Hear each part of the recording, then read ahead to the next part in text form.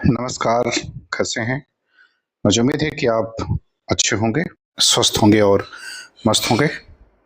उन सभी विद्यार्थियों को बधाई अ, जिनका हिंदी टीजीटी में हुआ है। बाकी जिनका नहीं हुआ है, वो निराश ना हो, मेहनत करते रहें और एक बड़ी वैकेंसी आगे आपको देखने को मिलेगी, उसकी तैयारी करें। तो चलिए शुरू करते हैं आज की एक और उपन्यास से संबंधित महत्वपूर्ण प्रश्नोत्तरी वाली क्लास। पहला सवाल कह रहा है कि अमृतलाल नागर के उपन्यासों का उनके प्रकाशन वर्ष के अनुसार सही कालक्रम क्या है? ए कह रहा है महाकाल, शतरंज के मोहरे, अमृत और विष, मानस का हंस।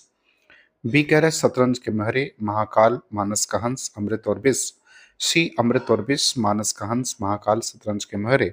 और डी मानस का हंस, अमृत और विष, शतरंज के मोहरे। तो आपको बताना कि इसमें सही विकल्प जो है वो क्या होगा। तो देखिए, सही विकल्प आपका इसमें ए हो जाएगा। महाकाल का समय 47, शतरंज के मोहरे 59, अमृत और विष का 66 और मानस के हंस का समय 1972 है। दूसरे सवाल पर आते करें, भगवती चंद्र वर्मा के भूले बिसरे चित्र में चित्रित 4 पीढ़ियों का सही क्रम क्या है? ज्वाला प्रसाद, शिवपाल, नवल, गंगा प्रसाद, लाला शिव लाल। ज्वाला प्रसाद, गंगा प्रसाद, नवल, गंगा प्रसाद, नवल, लाला शिवलाल, ज्वाला प्रसाद, गंगा प्रसाद, नवल और लाला शिवलाल। तो सही क्रम क्या है, ये आपको क्या करना है, ये बताना है। देखिए, इस उपन्यास में लाला शिवलाल पहली पीढ़ी, ज्वाला प्रसाद दूसरी पीढ़ी, गंगा प्रसाद तीसरी पीढ़ी और नवल चौथी पीढ़ी। इस तरह से अगर देखा जाए तो भी विकल्प क्या होगा, वो सही हो जाएगा। तीसरे सवाल पर आते हैं, करें कि नाच्यो भूत गोपाल उपन्यास के संदर्भ में कौन सा कथन असत्य है? ए करें कि इसकी नायिका निर्गुणिया जन्मना ब्राह्मणी है। बी यह मेहतर जाति के अंतरंग जीवन पर आधारित है। सी नागर जी ने इसके लिए विभिन्न मेहतर बस्तियों में जाकर शोध किया था। और डी कह रहा है कि उपन्यास के अंत में निर्गुणिया पुनः ब्राह्मण समाज में लौट आती है। तो कौन सा कथन असत्य है, ये बताना है। तो देखिए, विकल्प डी जो है इसमें असत्य है। देखिए, उपन्यास के अंत में निर्गुणिया पूरी तरह से मेहतरानी बन जाती है और कहती है कि वो अपनी बेटी को मेहतरानी की बेटी ही कहलाएगी। तो इसलिए डी विकल्प जो है वो गलत है। चौथे प्रश्न पर आते हैं, करें कि बूंद और समुद्र में बूंद और समुद्र क्रमशः किसके प्रतीक हैं? ईश्वर और जीव, व्यक्ति और समाज, ज्ञान और अज्ञान, प्रेम और घृणा। तो किसके प्रतीक हैं, ये आपको बताना है। तो देखिए, बूंद और समुद्र में बूंद और समुद्र जो है वो व्यक्ति और समाज के प्रतीक हैं। बी विकल्प इसका क्या होगा, वो आपका उत्तर जो है वो सही हो जाएगा। बात करते हैं सवाल नंबर 5 की। 5 नंबर सवाल में कह रहा है कि नाच्यो बहुत गोपाल की नायिका निर्गुणिया अंततः अपनी पुत्री के विषय में क्या संकल्प लेती है? उसे ब्राह्मण संस्कारों में पालेगी, उसे किसी अमीर परिवार को सौंप देगी, वह उसे घरों से मेहतरानी की बेटी कहलाएगी और डी करके उसे नर्तकी बनाएगी। तो इसमें कौन सा विकल्प जो है वो सही होगा निर्गुणिया की पुत्री के विषय में? तो कौन सा संकल्प लेती है, तो विकल्प सी इसका उत्तर सही होगा। वह उसे मेहतरानी की बेटी ही कहलाएगी, यह संकल्प जो है वो लेती है। छठवें सवाल पर आते हैं, कि मानस का हंस उपन्यास के संदर्भ में नागर जी ने राम बोला बाबा के माध्यम से किन वर्गों को जोड़ने का प्रयास किया है? केवल ब्राह्मण और क्षत्रिय वर्ग को, केवल उच्च शिक्षित समाज को, ब्राह्मण, राजपूत, कहार, केवट, यहाँ तक कि छोटी कौमों के मुसलमानों को भी, और केवल वैराग्य धारण करने वाले साधुओं को। तो आपको बताना है कि इसका सही उत्तर क्या होगा। तो देखिए, इसका सही उत्तर विकल्प सी हो जाएगा। नागर जी ने तुलसी राम बोला जो है तुलसी राम बोला बाबा है, जिनके माध्यम से वो ब्राह्मण, राजपूत, गोप, केवट, नाई, चुल्हा, यहाँ तक कि मुसलमानों को भी अपना समझते हैं। 7वें सवाल पर आते हैं, भीष्म साहनी के उपन्यास तमस में सांप्रदायिक दंगा भड़काने के लिए किस जानवर का सहारा लिया जाता है? गाय, सुअर, कुत्ता या बैल। तो किसका सहारा लिया गया है? तो देखिए, सुअर का सहारा लिया गया था।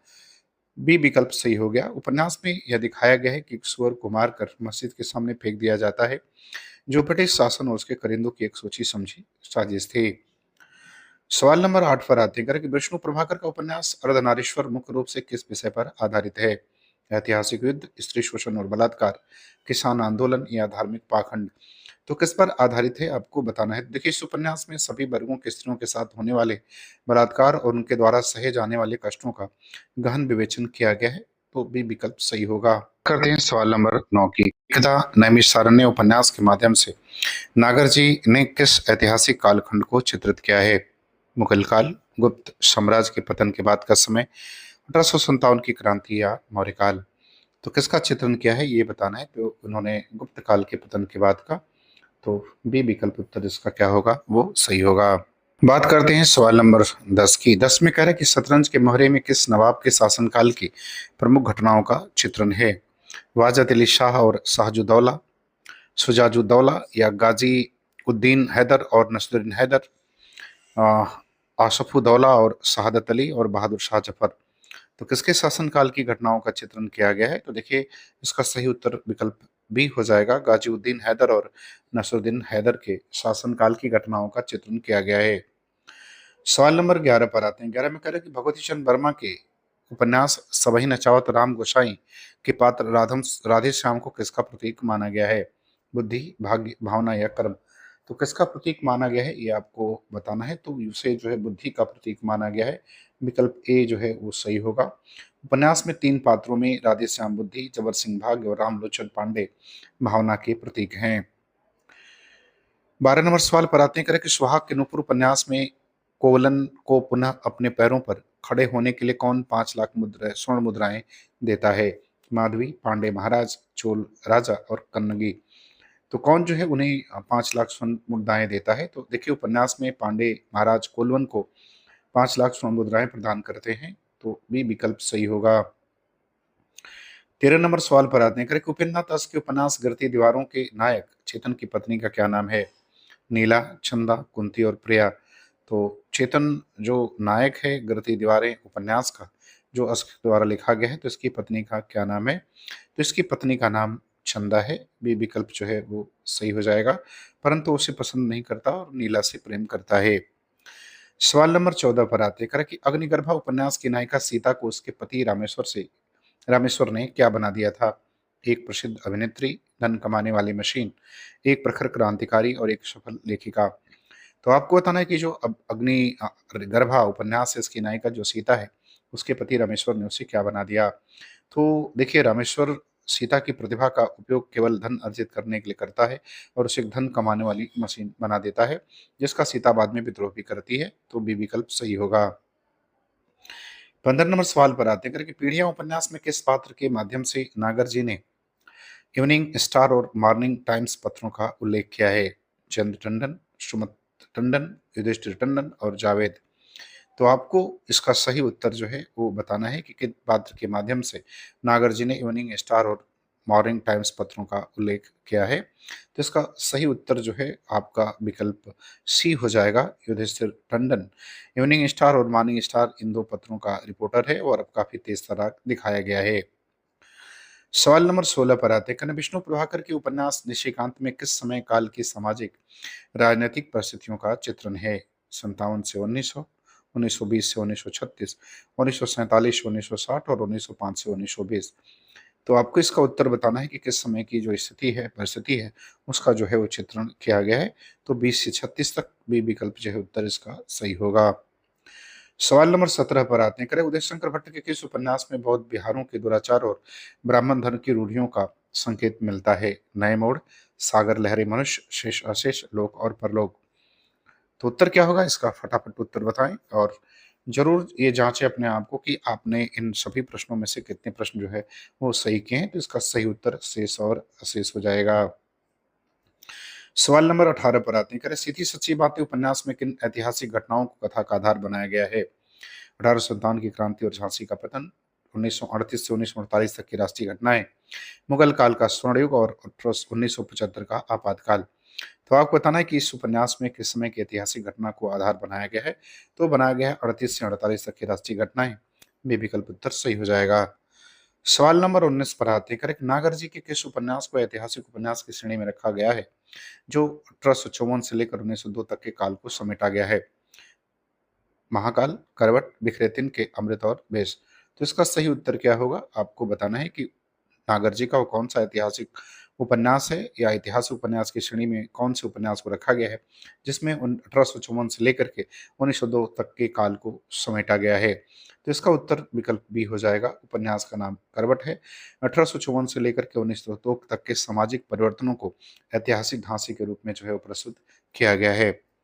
सवाल नंबर 20 पर आते हैं। करेक्ट, मानस हंस उपन्यास की रचना नागर जी ने किसकी जीवनी को केंद्र में रखकर की है? सूरदास, तुलसीदास, कबीर और रविदास। तो किसकी जीवनी जो है इस उपन्यास में है, या किसके जीवन को केंद्र में रखा गया है?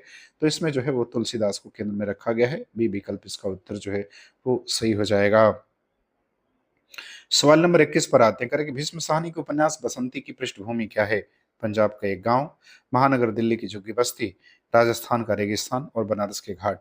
तो आपको बताना है कि जो बसंती इनका उपन्यास है, इसकी पृष्ठभूमि क्या है, इसका प्रतिपाद क्या है? तो इसका जो प्रतिपाद है वो महानगर दिल्ली की झुग्गी बस्ती है। सवाल नंबर 22 पर आते हैं। करें कि अमरकांत के किस उपन्यास को वर्ष 2007 का साहित्य अकादमी पुरस्कार दिया गया? सूखा पत्ता, आकाश पक्षी, इन्हीं हथियारों से और काले उजले दिन। तो किससे जो है वो दिया गया, किसके लिए इन्हें जो है दिया गया, ये बताना है। तो ये दिया गया था इन्हीं हथियारों के लिए। सी विकल्प सही हो जाएगा। 2003 का जो है ये उपन्यास 2003 में आया था और 7 का इसको जो है साहित्य अकादमी पुरस्कार मिला। सवाल नंबर 23 पर आते हैं। करें कि सुहाग के नूपुर में माधवी और कन्नगी के माध्यम से नागर जी ने किस द्वंद को दिखाया है? राजा और प्रजा का द्वंद, नगर वधु और कुलवधु का द्वंद, ज्ञान और भक्ति का द्वंद, स्वदेशी और विदेशी का द्वंद। तो आपको माधवी और कन्नगी के माध्यम से किस द्वंद को दिखाया गया है? तो दिखाया गया है नगर वधु और कुलवधु के द्वंद को। बी विकल्प सही होगा। सवाल नंबर 24 पर आते हैं। करें उपेंद्रनाथ अस के उपन्यास बड़ी बड़ी आंखें में देवनगर किसका प्रतीक है?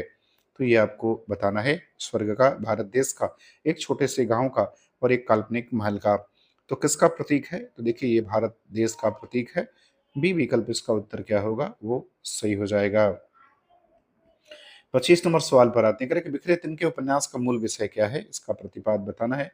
प्राचीन भारतीय संस्कृति, सामाजिक यथार्थ और भ्रष्टाचार, ऐतिहासिक रोमांस और आध्यात्मिकता। तो इसका मूल विषय क्या है? तो इसका मूल विषय सामाजिक यथार्थ और भ्रष्टाचार। बी विकल्प हो जाएगा। सवाल नंबर 26 पर आते हैं। कह रहे कि शतरंज के मोहरे उपन्यास में हर किसान को किस पर अंगूठा लगाने के लिए बाध्य किया जाता है? लगान माफी के कागज पर, बंदोबस्त के कागज पर, जमीन की बिक्री के कागज पर, या रसीद पर। तो किस पर अंगूठा लगाने के लिए बाध्य किया जाता है, ये बताना है आपको। तो बंदोबस्त के कागज पर। बी विकल्प सही होगा। सवाल नंबर 27 पर आते हैं। करें भगवती चंद्र वर्मा का उपन्यास रेखा किस प्रकार की जटिलताओं का चित्रण करता है? ये आपको बताना है। राजनीतिक षड्यंत्रों का, मनोवैज्ञानिक और यौन जनित मानसिक जटिलताओं का, आर्थिक विषमता का, या धार्मिक रूढ़ियों का। तो किस प्रकार की जटिलताओं का चित्रण करता है? तो इसका उत्तर विकल्प बी जो है वो क्या होगा, वो सही हो जाएगा। स्त्री पुरुष के काम में के जीवन में काम जनित मानसिक जटिलताओं और विषम प्रेम संबंधों का मनोवैज्ञानिक चित्रण है। सवाल नंबर 28 पर आते हैं। करें कि इन्हीं हथियारों से उपन्यास में किस जिले के जन आंदोलन का वर्णन है? लखनऊ, बलिया, इलाहाबाद या बनारस। तो चूंकि अमरकांत के द्वारा ये लिखा गया उपन्यास है और यह उपन्यास 1942 के भारत छोड़ो आंदोलन के दौरान बलिया जनपद के सामाजिक जीवन का चित्रण है। तो बी विकल्प सही हो जाएगा। सवाल नंबर 29 पर आते हैं। करेक्ट, नागर जी के किस उपन्यास में कंतो नाम की पात्र सूरदास के प्रति प्रेम भाव रखती है? मानस का हंस, खंजन नयन, सुहाग के नुपुर और करवट। तो उत्तर बताना है आपका। सही उत्तर क्या होगा? तो सही उत्तर आपका हो जाएगा खंजन नयन जो है इसका सही होगा। बी विकल्प उत्तर सही हो जाएगा। सवाल नंबर 30 पर आते हैं। करेक्ट, चाणक्य उपन्यास के विषय में कौन सा तथ्य सही है? यह नागर जी का प्रथम उपन्यास है। बी, यह भागीरथी चरण वर्मा का अंतिम और मरणोपरांत प्रकाशित उपन्यास है। इसमें केवल चाणक्य की हार का वर्णन है। और डी, यह एक जासूसी उपन्यास है। तो आपको बताना है इस उपन्यास के संदर्भ में। देखिए चाणक्य 1982 में भागीरथी चरण वर्मा का अंतिम उपन्यास है जो उनकी मृत्यु के बाद प्रकाशित हुआ था। तो बी विकल्प इसका उत्तर क्या होगा, वो सही हो जाएगा। तो मुझे उम्मीद है कि वीडियो आपको पसंद आएगी, अच्छा लगे तो आप हमारे चैनल को सब्सक्राइब जरूर करें और पूरा वीडियो देखने के लिए आपका बहुत बहुत धन्यवाद।